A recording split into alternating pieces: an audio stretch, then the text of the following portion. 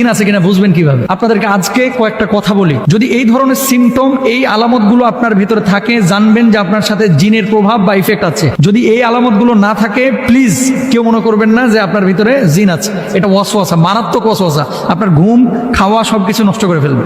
আপনার সাথে জিন আছে কিনা বুঝবেন কিভাবে? বা আপনার উপরে এই ধরনের কোনো প্রভাব আছে কিনা বোঝার কয়েকটা আলামত আছে। জাগ্রত অবস্থায় কয়েকটা লক্ষণ আপনাদেরকে বলি। এখন শুরুতে বলি, এই আলামতগুলো যদি আপনার মধ্যে থাকে তাহলে জেনে নেবেন আপনাকে একজন প্রসিদ্ধ রাকির কাছে যাইতে হবে। রুকিয়া সেন্টার যেগুলো, আমি বলছি না হুজুরের কাছে আসেন, হুজুর এগুলো কাজ করে না। রুকিয়া সেন্টার ঢাকায় যেগুলো আছে, এই রুকিয়া সেন্টারগুলো মানে এরা স্পেশালিস্ট, এগুলো নিয়ে কাজ করে। এদের কাছে যাবেন এবং তদবির নেবেন। হার্টে ব্লক ধরা পড়ছে, আপনি যদি ডায়াবেটিসের ডাক্তারের কাছে যান, কাজ হবে? হবে না। আপনার পেটে পীড়া হয়েছে, পেটে ব্যথা, কিডনিতে পাথর হয়েছে, আপনি যদি এখন যান মনে করেন চোখের ডাক্তারের কাছে, কাজ হবে? হবে না। তো যারা রুকিয়া সেন্টারে কাজ করে এরা এগুলো নিয়ে স্পেশালিস্ট, মানে এগুলোর বিষয়ে তারা বিশেষজ্ঞ, তাদের কাছে যাবেন এবং কাজ করবেন। আমরা যেটা করি আমল দিয়ে দিই আর কি। যাই হোক, এখন আপনাদেরকে বলি যে জাগ্রত অবস্থায় যদি এই সমস্ত লক্ষণ পান, জানবেন যে আপনার কাছে বদজিন আছে। এক নাম্বার, কিছু মানুষের কোনো কারণ ছাড়াই মাথা ব্যথা, ঘুম ঠিক আছে, খাওয়া ঠিক আছে, কোনো টেনশন নাই, তারপরেও সারাক্ষণ মাথাটা জিমায় আর চিনচিন করে মাথা ব্যথা করে। চোখ কান এগুলোর সমস্যাই না, এমনিতে মাথা ব্যথা করছে।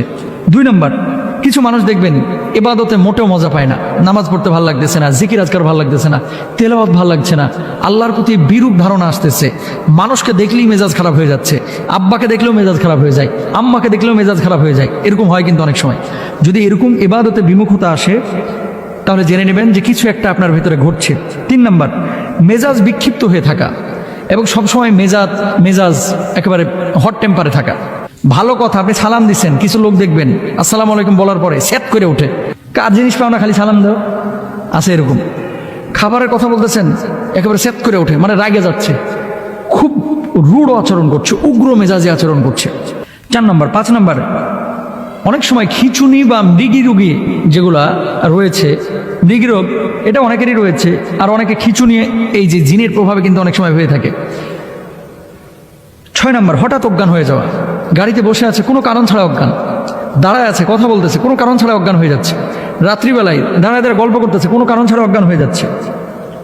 7 নম্বর, শরীরের কোনো অঙ্গে সবসময় ব্যথা থাকা কিংবা বিকল হয়ে যাওয়া, অথবা ছোপ ছোপ কিছু দাগ দেখতে পাওয়া। রাত্রিবেলায় ঘুমিয়েছেন আপনি, হঠাৎ আপনার শরীরের উপর আঁচড় দিয়েছে, মনে হচ্ছে কেউ একটা খামচি দিয়েছে। ইভেন আমি নাম বললে চিনে যাবেন। আমরা যে বিদেশে সফরে যাই, অনেক সময় এমনটা হয়েছে যে আমাদের সাথী পাশের বেডে শুয়ে আছে, পাশে আমি শুয়ে আছি, সকালবেলায় দেখতেছি পায়ের এখানে কে যেন খামচায়া পুরো দাগ করে ফেলেছে। অথচ 4 স্টার মানের হোটেল, এখানে তো বিড়াল আসার কথা না, এখানে তো মশা মাছির প্রশ্ন ওঠে না, তো খামচাইলো কে? মেন কথা হচ্ছে এই ধরনের বিষয় ঘটে। শরীরে কোনো দাগ নাই, ওঠার পরে দেখতেছেন খামচানো দাগ, এগুলো কিন্তু বদজিনের আসর। দেখবেন যে এই সমস্ত ঘটনা ঘটতেছে কিনা। তারপরে হ্যালুসিনেশন হওয়া, জাগ্রত অবস্থায় অনেক কিছু দেখা বা শোনা বা অন্যরা দেখছে না।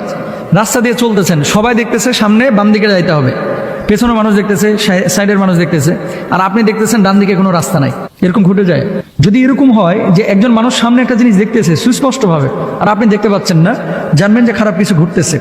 জিনের আসর যদি কারো উপরে থাকে জাগ্রত অবস্থায়, এই মানুষটার আচরণ কি হবে? হাই হাই খাই খাই আচরণ হবে। 32 কেজি মিষ্টি চাইবে, গরুর গোস্ত চাইবে 6 কেজি। আমি রাজশাহীতে দেখেছিলাম জিনের তদবির করতেছে কবিরাজের সামনে জিন বলতেছে যে আমারে এখন টাঙ্গাইল থেকে 8 কেজি ওজনের মিষ্টি এনে দিবি, নাহলে আমি সরতাম না। কথা বুঝতে পেরেছেন? 8 কেজি ওজনের মিষ্টি চাইতেছে। 8 কেজি ওজনের মিষ্টি খাওয়া সম্ভব না। তো যাই হোক, অনেকক্ষণ তার সাথে কথা বলার পরে কবিরাজ বললো যে আপনি 4 কেজি এনে দেন। বিশ্বাস করেন, এক ব্যক্তি দাঁড়ায়া ওখানে বসে 4 কেজি খাইতে পারে নাই, 3 কেজি খাওয়ার পর বলে যে এটা রাইখা দে, পরে খাবো। তার মানে কি? এটা মানুষের স্বাভাবিক আচরণ না, অস্বাভাবিক আচরণ। এই সমস্ত যদি সিমটম দেখেন, একটু পরামর্শ করবেন, রুকিয়া সেন্টারে যাবেন ইনশাআল্লাহ তাআলা। আরেকটা বিষয় আপনাদেরকে বলি, তাহলে এই সমস্ত জিনিসগুলো যদি আপনারা পান তাহলে জেনে নেবেন জাগ্রত অবস্থায় যদি এরকম কোনো ঘটনা ঘটে, জেনে নেবেন সে মানুষটি জিন দ্বারা আক্রান্ত হচ্ছে, তাহলে রুকিয়া সেন্টারে যাবেন। আর ঘুমন্ত অবস্থায় কিছু বিষয় আছে, এগুলো অন্য দিন আমরা বলবো ইনশাআল্লাহ। কারণ আন্নাউমু কাল মাউত, ঘুম হচ্ছে মৃত্যুর মতো। তাহলে আল্লাহ তাআলা আমাদের সবাইকে বুঝার তৌফিক দান করুন। ঘুমন্ত অবস্থায় যে লক্ষণগুলো,